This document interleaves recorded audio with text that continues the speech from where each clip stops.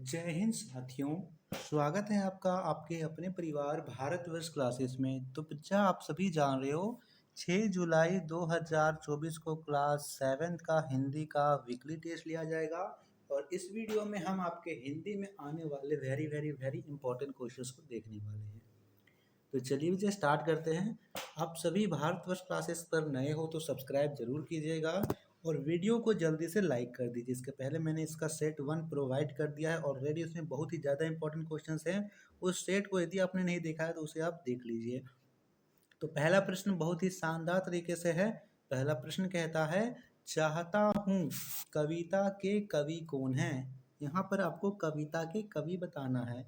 विकल्प दिया गया है महादेवी वर्मा, सुमित्रा नंदन पंत, राम अवतार त्यागी, इनमें से कोई नहीं। सही उत्तर क्या होगा? सही उत्तर यहाँ पर सी होगा, राम अवतार त्यागी। इसको याद कैसे रखेंगे? तो इसको याद रखने का तरीका है, देखिए यहाँ पर आ रहा है राम अवतार में राम का नाम, और राम जी को हम सभी चाहते हैं ना, हम सभी राम जी को क्या करते हैं? चाहते हैं। तो यहाँ पर होगा राम जी को चाहना, चाहता हूँ, तो राम अवतार त्यागी चाहता हूँ। प्रश्न संख्या 2 दिया गया है कवि मोह के बंधन क्यों क्यों तोड़ना चाहता है। विकल्प है परतंत्रता के कारण, स्वतंत्रता के कारण, अज्ञात, इनमें से कोई नहीं। सही उत्तर क्या होना चाहिए? एकदम सही बच्चा, यहाँ पर सही उत्तर ए है, प्रतंत्रता के कारण। प्रतंत्रता के कारण वह मोह के बंधन तोड़ना चाहता है, क्योंकि इस समय जब यह कविता लिखी जा रही है उस समय देश प्रतंत्र है। देश को यदि मोह के बंधन में रहेंगे, घर परिवार आंगन घर द्वार को देखेंगे तो हम अपने देश को स्वतंत्र नहीं करा सकते हैं, इसलिए वो मोह के बंधन को त्यागना चाहता है। सही उत्तर होगा ए, प्रतंत्रता के कारण। तीसरा प्रश्न दिया गया है नीड़ का समानार्थी शब्द कौन सा है। विकल्प हमारे सामने है पानी, बादल, घोंसला, इनमें से कोई नहीं। बताइए सही उत्तर क्या होना चाहिए? एकदम सही, सही उत्तर यहाँ पर सी होगा, घोंसला। नीड़ का समानार्थी शब्द घोंसला होता है। ठीक है, नीड़ जैसे आपने सुना होगा पक्षी का नीड़ है, यानी पक्षी का घोंसला है। अगला प्रश्न दिया गया है चौथा प्रश्न चमन का क्या तात्पर्य है। विकल्प है गगन, उपवन, धरती, गगन, उपवन, या इनमें से कोई नहीं। बताइए बच्चा सही उत्तर क्या होना चाहिए? हाँ बिल्कुल सही बच्चा, इस प्रश्न का सही उत्तर होगा सी, उपवन। चमन का अर्थ होता है उपवन। पांचवा प्रश्न है चाहता हूँ कविता में कवि देश को क्या देना चाहता है। विकल्प है तन, मन, धन, या इनमें से सभी। तो वह सब कुछ समर्पित करना चाहता है, चाहे चाहे तो तन हो, मन हो, धन हो, अपना रक्त का कण कण तक समर्पित करना चाहता है। तो सही उत्तर होगा डी, इनमें से सभी। हाँ, इसका पीडीएफ जो है बच्चा हमारे व्हाट्सएप ग्रुप पर अपलोड कर दिया जाएगा। जो भी आपके वीकली टेस्ट का पीडीएफ होता है वो व्हाट्सएप ग्रुप पर अपडेट होता है, अपलोड होता है।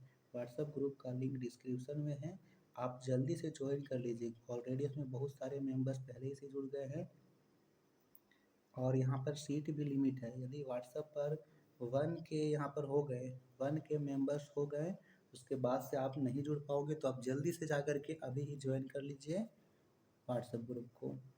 छठा प्रश्न दे रखा है लता की हरी सीमा में कौन छिपकर बैठता था। विकल्प है तोता, गिल्लू, लेखिका, या तारा। बताइए।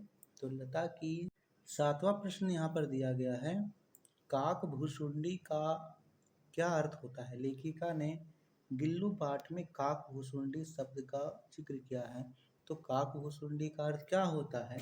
विकल्प है कोयल, कौवा, तोता, हंस। सही उत्तर बी होगा कौवा। कौवा को उन्होंने काक भुसुंडी कहा है और इसे विचित्र जानवर भी कहा है। विचित्र जानवर, विचित्र जीव क्यों कहा है? क्योंकि जहाँ श्राद्ध इत्यादि में कौवों को बुलाते हैं कि यदि कौवे खा ले तो हमारे पितृ भी, हमारे पूर्वज भी खा लेंगे, और वही कौवा अगर किसी पवित्र चीज को छू दे तो उसे अपशगुन माना जाता है। तो इसे विचित्र जीव कहा है कौवों को, काकभुसुंडी को। आठवां प्रश्न है, सुलभ आहार कौन खोज रहे थे? विकल्प है तोता, गिलहरी, कौवे या इनमें से कोई नहीं। सही उत्तर यहाँ पर क्या होना चाहिए? बिल्कुल सही बच्चा, सही उत्तर यहाँ पर सी होगा, कौवे। कौवे जो हैं वो अपना सुलभ आहार खोज रहे थे। नौवां प्रश्न है, गिल्लू बाहर कैसे निकलता था? विकल्प है रोशनदान से, बी विकल्प है खिड़की की फटी जाली से, सी विकल्प है पैरों से और डी विकल्प है झूले से। सही उत्तर यहाँ पर बी होगा, खिड़की की फटी जाली से वो बाहर निकल आता था। 10वां प्रश्न पूछा गया है, गिल्लू की आंखें कैसी थी? और हमारे सामने विकल्प है मोती की तरह, बटन की तरह, कांच की गोली की तरह या इनमें से कोई नहीं। यहाँ पे सही उत्तर सी होगा, कांच की गोली की तरह। गिल्लू की आंखें जो हैं वो एकदम कांच की गोली की तरह थी। चलिए, अब यहाँ पर दे रखा है आपके सामने 10 ऑब्जेक्टिव प्रश्न, ठीक है। इन 10 ऑब्जेक्टिव प्रश्न में आपको किसी प्रकार का डाउट है, किसी प्रकार का कोई परेशानी है, तो आप यहाँ पे कमेंट कर सकते हो बच्चा। इसी के अंदर से आपके वीकली टेस्ट में क्वेश्चंस आना है और आपको ये सारे प्रश्न अच्छे से कर लेने हैं। ओके, ये सारे प्रश्न आप अच्छे से कर लीजिएगा, आपका एक भी प्रश्न बाहर से नहीं आएगा। तो वीडियो देखने के लिए आपका बहुत बहुत धन्यवाद। वीडियो को ज़्यादा से ज़्यादा लाइक कीजिए, शेयर कीजिए और सेट 1 वाली वीडियोस को नहीं देखा है तो आपने सेट 1 वाली वीडियोस को ज़रूर देख लीजिए। धन्यवाद बच्चा।